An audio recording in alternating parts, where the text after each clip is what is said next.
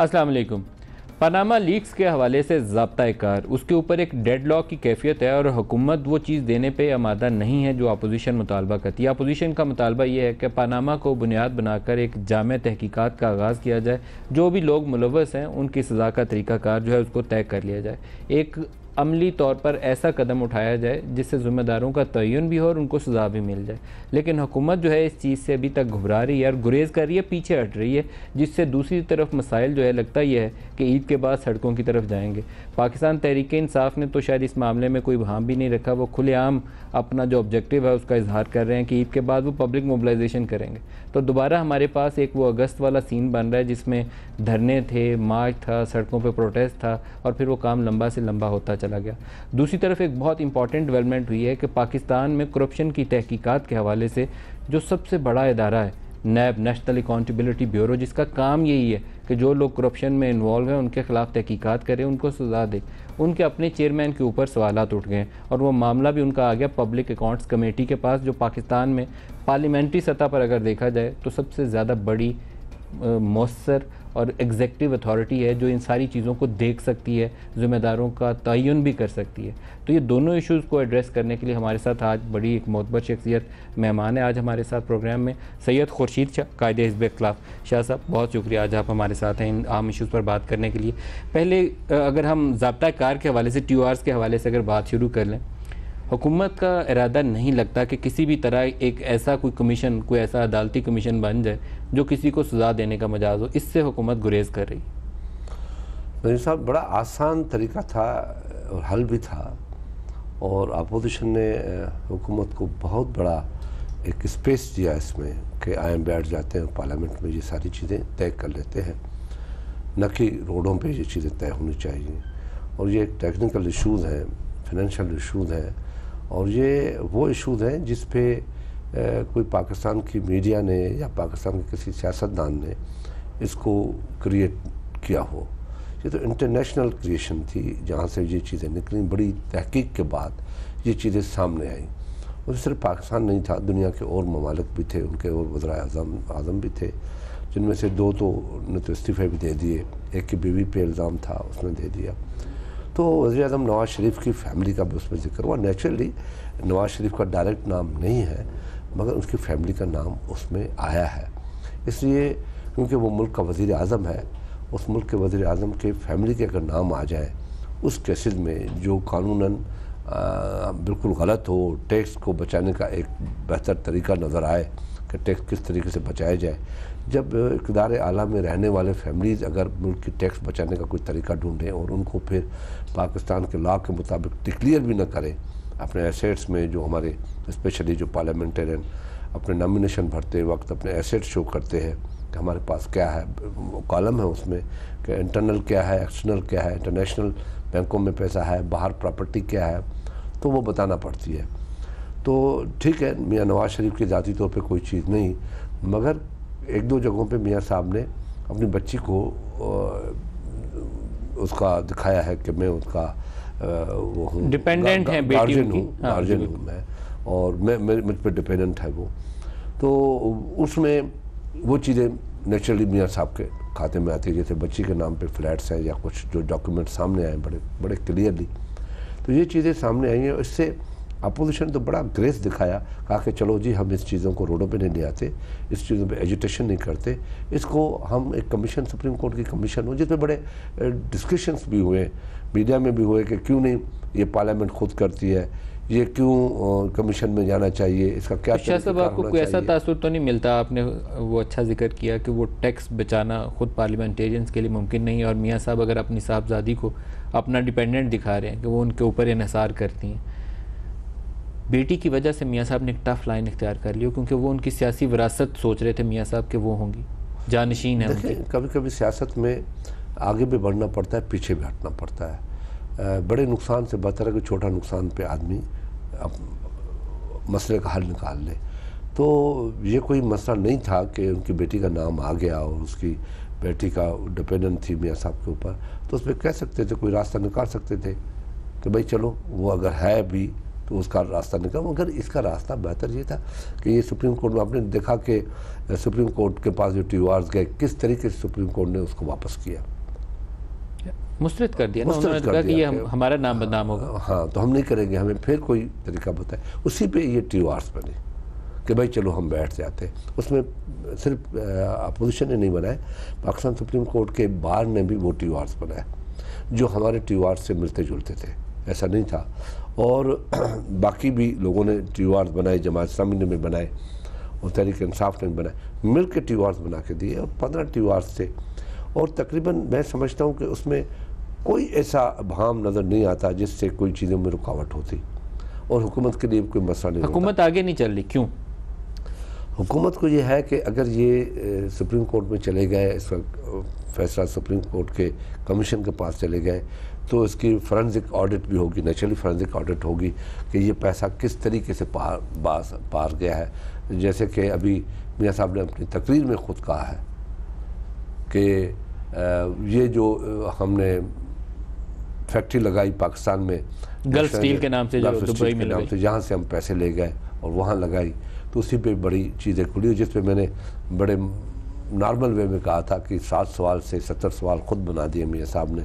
हमने तो 7 सवाल ही किए थे, उनका जवाब देते तो जान छूट जाती। तो आपका ख्याल है गल्फ स्टील ने 70 और सवालात उठा दिए जो मियाँ साहब के लिए मुश्किलात का बायस? अब जैसे उसमें एक सवाल ये भी आ जाता है ना, आपको भी इस चीज़ का इल्म है कि वो जब गल्फ स्टील वहाँ गई तो वो पहले ही मकरूज हो गई, फिर बैंकों में वो डिफ़ॉल्ट हो गई। तो वो डिफ़ॉल्ट वाली पैसे कैसे सऊदी अरब ट्रांसफ़र हुए, ये हो नहीं सकते। तो ये सवालात पैदा हो गए ना, अब नेचुरली उसके पीछे जाएंगे कि भाई कि डिफ़ॉल्ट फैक्ट्री थी एक, वो उसके पैसे कैसे बचे, कैसे फ़ायदा हुआ। तो असल खौफ ये है कि अगर ये मामला सुप्रीम कोर्ट के जजों के पास चला गया तो फिर तो तहकीक भी होगी, फॉरेंसिक ऑडिट भी होगा और इन सवालों के जवाब सामने आएंगे, हर चीज़ सामने आएंगे। तो फिर तो ये मामला आगे नहीं चलेगा। इससे मियाँ साहब बच नहीं सकते, इसको कितना भी अवॉइड करेंगे तो वो अवॉइड करेंगे तो और ख़तरनाक होगा, उसके लिए किसी और को रास्ता मिल सकता है। आपको लगता नहीं है कि वो रास्ता बनाने के लिए हमारे सियासतदानों ने ख़ुद कुछ ऐसा काम किया है पिछले 4 से 8 हफ्तों में कि जिस चीज़ के ऊपर आप लोग इनिशिएटिव लेकर मामला तय कर सकते थे, फैसला अपने हाथ में रख सकते थे, वो फैसला शायद किसी और के हाथ में चला? हमारी तो कोशिश यही रही है ना अपोजिशन की कि फैसला हम अपने हाथ में रखें, हम खुद फैसले करें। मगर जब हम फैसले नहीं करेंगे तो नेचुरली कोई और फैसला करता है, ये हमारी लिए बदकिस्मती है।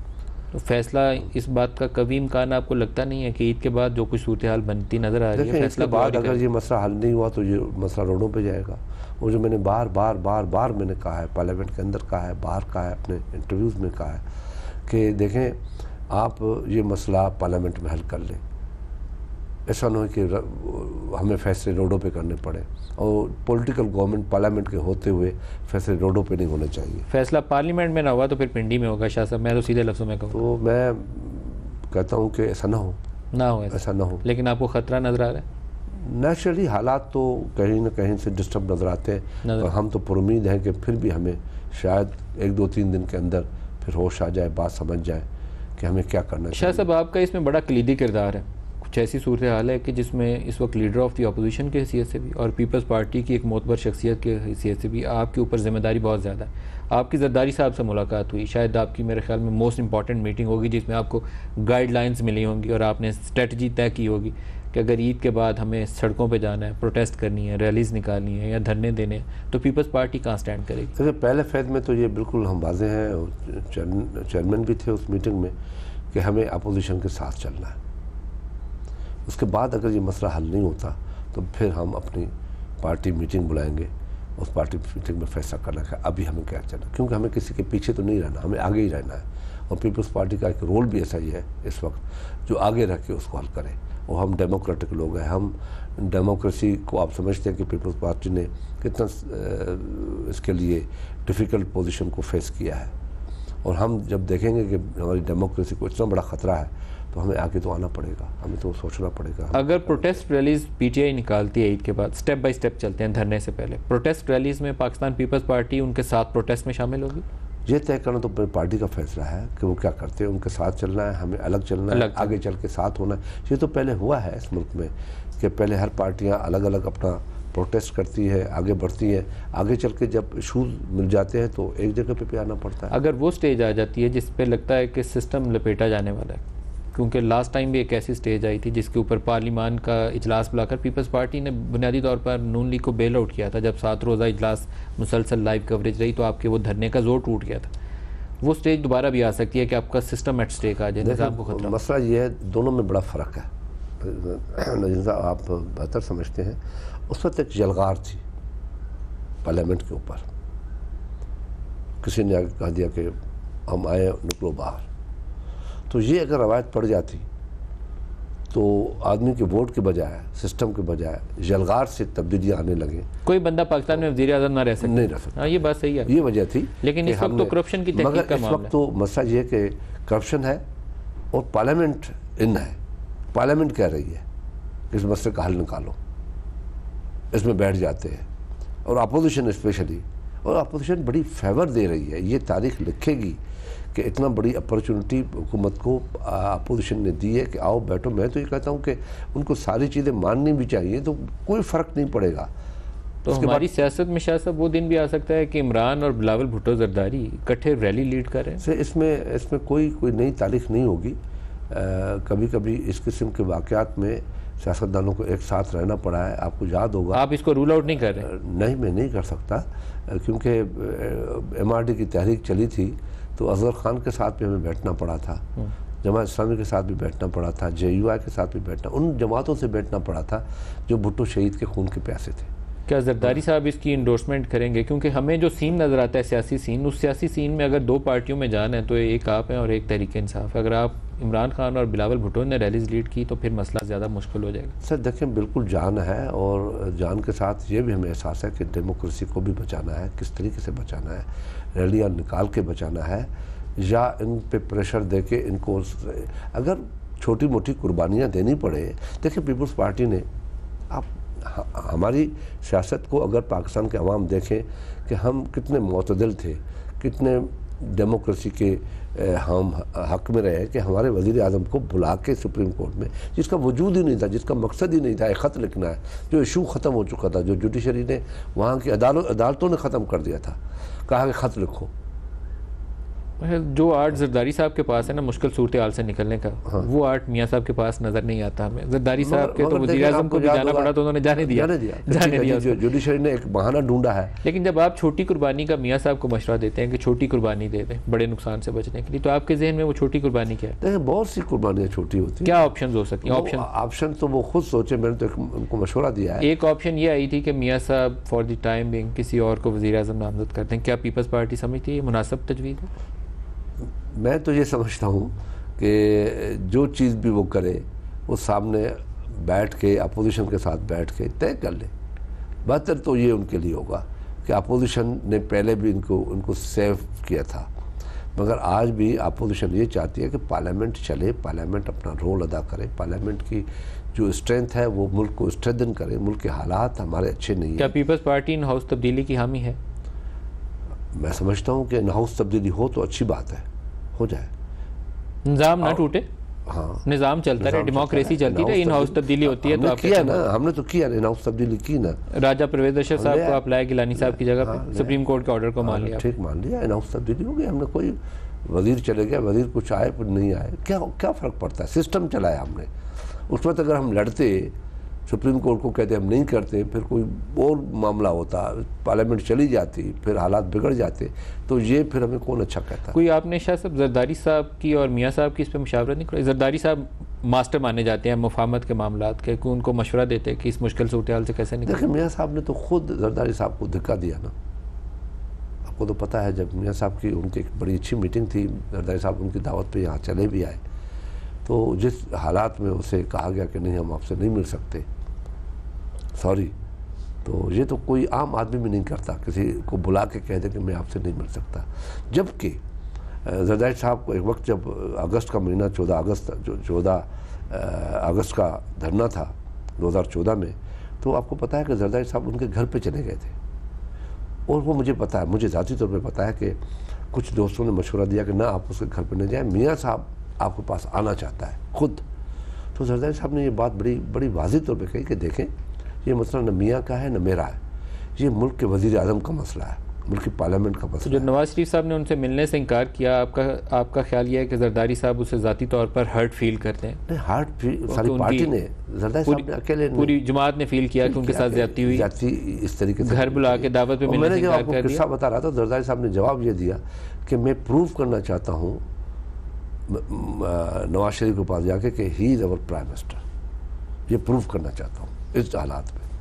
जो बंदा इतना आगे चला जाए उसको आप घर पे बुला के कहें, और फिर आप जब मुश्किल में फंसे तो फिर कहें मैं मुलाकात करना चाहता हूँ। अच्छा, एक चीज़ मैं और आपसे आज जानना चाहता हूँ। बाज़ औक़ात हमें तासुर ये मिलता है कि बिलावल भुट्टो की पॉलिसी और है और आसिफ जरदारी की पॉलिसी और है। इस सिचुएशन में जो कंसल्टेशन में, क्योंकि आप भी शरीक रहे हैं, बाप बेटा दोनों एक ही पेज के ऊपर। देखें, उसने कह दिया कि जरदारी साहब नहीं मिलेगा, तो जरदारी साहब नहीं मिले, तो पेज तो अलग नहीं हुए ना। लोगों ने कहा कि नहीं, ये बिलावल साहब की पॉलिसी है, जरदारी साहब की मुलाकात हो जाएगी। ये आई थी बात ना, डिस्कशन चल रही थी, नहीं नहीं नहीं वो तो मुलाकात होगी, सीक्रेट मुलाकात हो गई है, ऐसा हुआ है ऐसा हुआ है, मगर मुलाकात नहीं हुई। तो फिर सियासत में दोस्ती बदलने का या इत्तेहादी बदलने का मौसम मेरे ख्याल में शाह साहब लगता है आ गया। मौलाना फजलुर रहमान को भी उन्होंने टाटा बाय बाय कर दिया।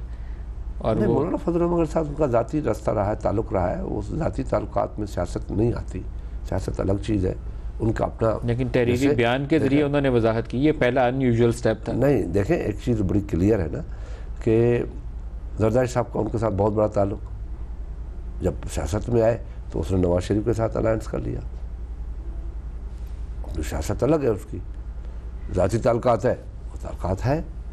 तो ये चीज़ें तो ज़ाती पर्सनल रिलेशनशिप। अब मैं हूँ लीडर ऑफ अपोजिशन हूँ, मेरे हुकूमत के वज़रा के साथ अच्छे ताल्लुकात हैं, वो मेरी इज़्ज़त करते हैं, एहतराम करते हैं, मैं उनकी इज़्ज़त करता हूँ, मैं सारे पार्लियामेंट का मेंबरों की इज़्ज़त। तो इसका मतलब ये नहीं है कि हमने अपने सिस्टम में, अपने पॉलिटिक्स में हमने किसी पर्सनल एक्ट को उसमें इन्वॉल्व कर। शाह साहब, ये गुफ्तगू जारी रहेगी, एक ब्रेक ले लें, एक शॉर्ट ब्रेक ले लें जी, हमारे साथ रहिएगा।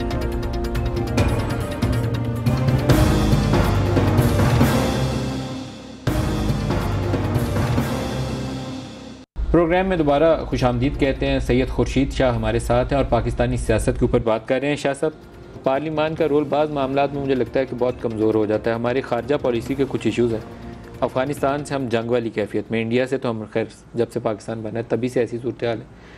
पता नहीं चलता कि खारजा पॉलिसी के ऊपर हमने कैसे काम करना है। इंडिया जो था उसने हमें बाकायदा इनसर्कल किया, ईरान से एग्रीमेंट किया, अफ़गानिस्तान से किया, सऊदी अरब पहुंच गया, जितने पाकिस्तान के दोस्त मालिक थे, यूएई, चाइना किया, अमेरिका जाके विज़िट कर लिया।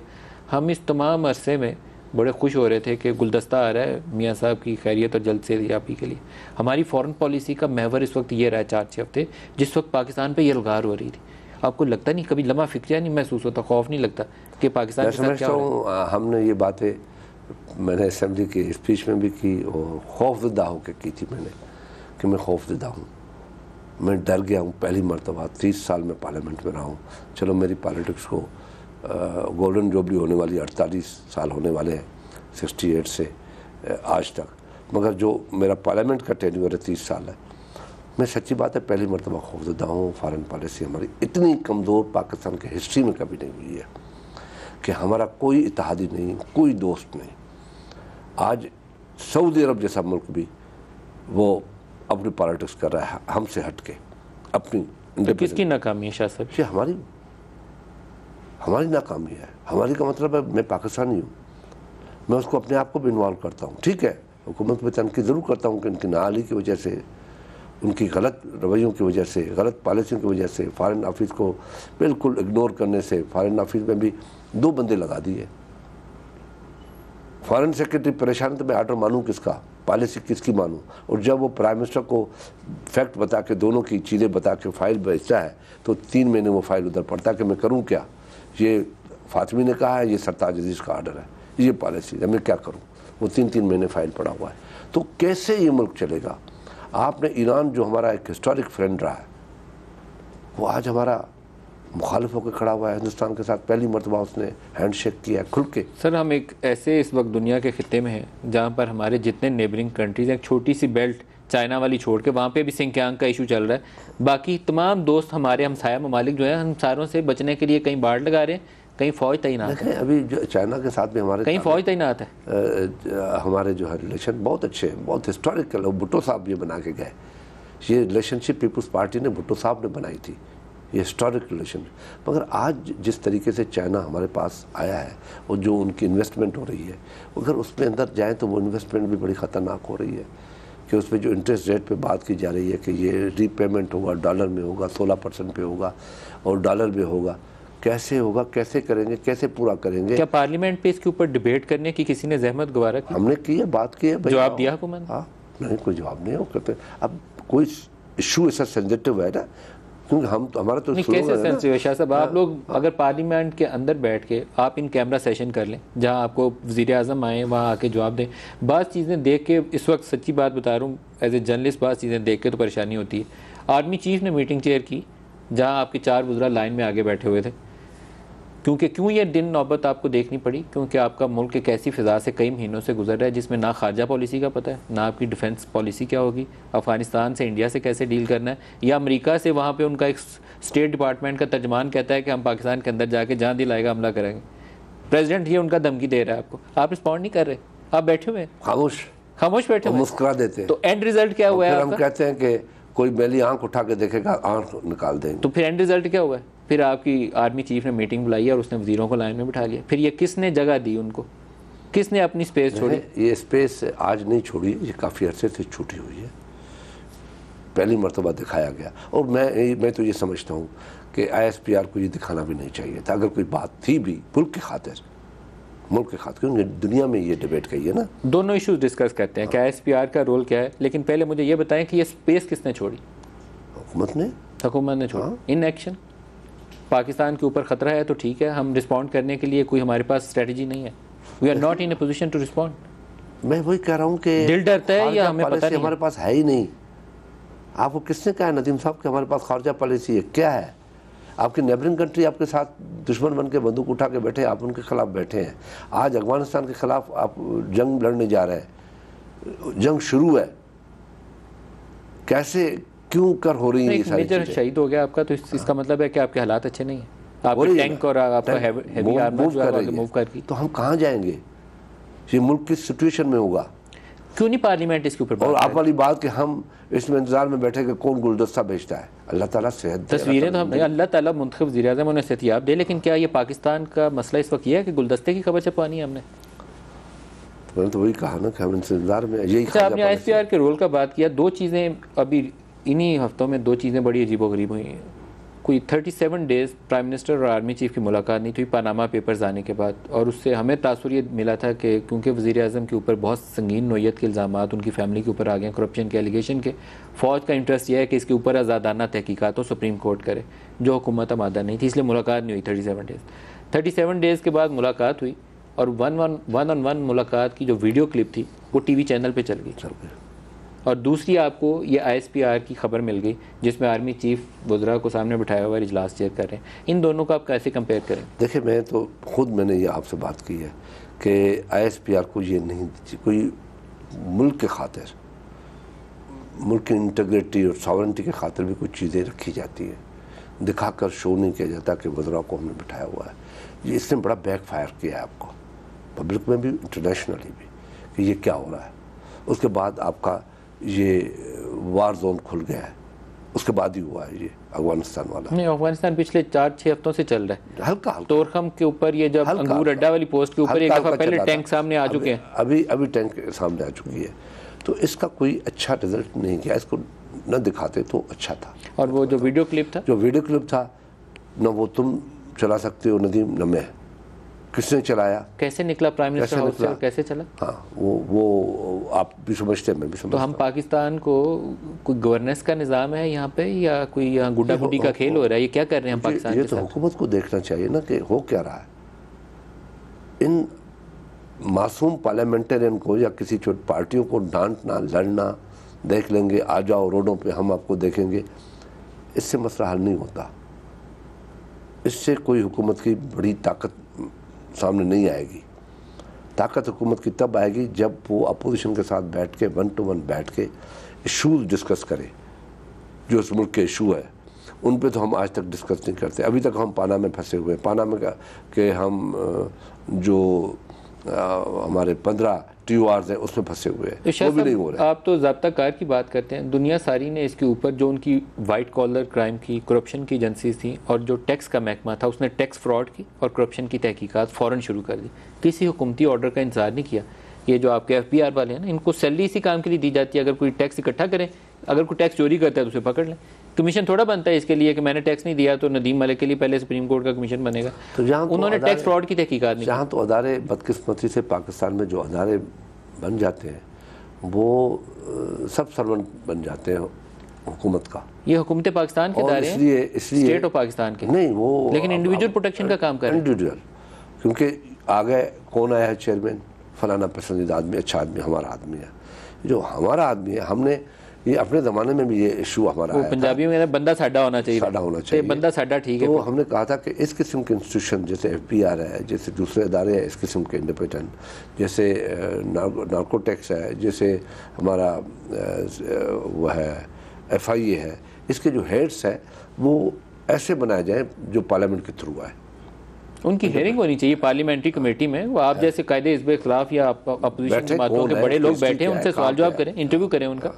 तो इसी जैसे अभी हम इलेक्शन कमीशन के मेंबर्स हैं, उनके लिए कमेटी बनी है, बैठेगी, उनके इंटरव्यूज़ करेगी, देखेगी कौन है, क्या हिस्ट्री है, उसमें बैठ के फिर कमेटी को देंगे। दुनिया के जितने महज़ूब मुल्क में उनकी पार्लियामेंट्री कमेटीज़ इतनी स्ट्रॉन्ग है कि वो तमाम अहम ओहदों पर तैनाती से पहले 2-3 नाम आते हैं, उनके इंटरव्यूज़ करते हैं, उसमें से वो रिकमेंडेशन। यही एक रास्ता है पाकिस्तान, इसके अलावा बचने का कोई रास्ता नहीं है। नैब चेयरमैन के ऊपर आपसे पूछूंगा, क्योंकि आपके पास एक बहुत ही अहम जो इदारा आपका है, पब्लिक अकाउंट्स कमेटी, पाकिस्तान को करप्शन से पाक करने में ये इदारा बहुत बड़ा रोल अदा कर सकता है इस मुश्किल मरहले में।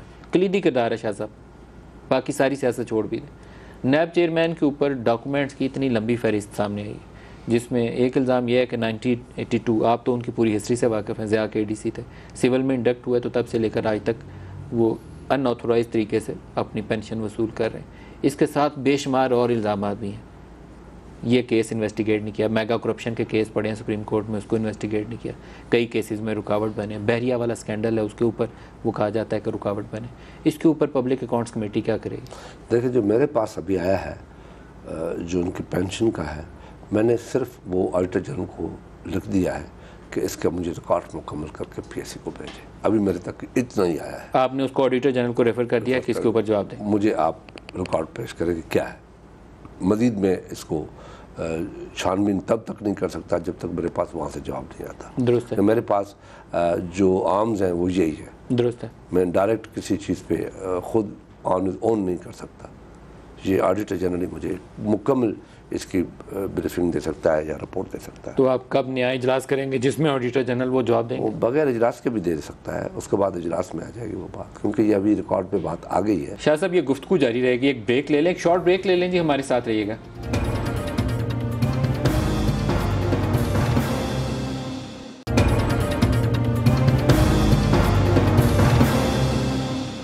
प्रोग्राम में दोबारा खुशामदीद कहते हैं। सैयद खुर्शीद शाह हमारे साथ हैं और पाकिस्तानी सियासत के ऊपर बात कर रहे हैं। शाह साहब, पॉलिटिकल विल है, नैब के चेयरमैन को इन्वेस्टिगेट करते हुए आपके ऊपर भी दबाव आएंगे?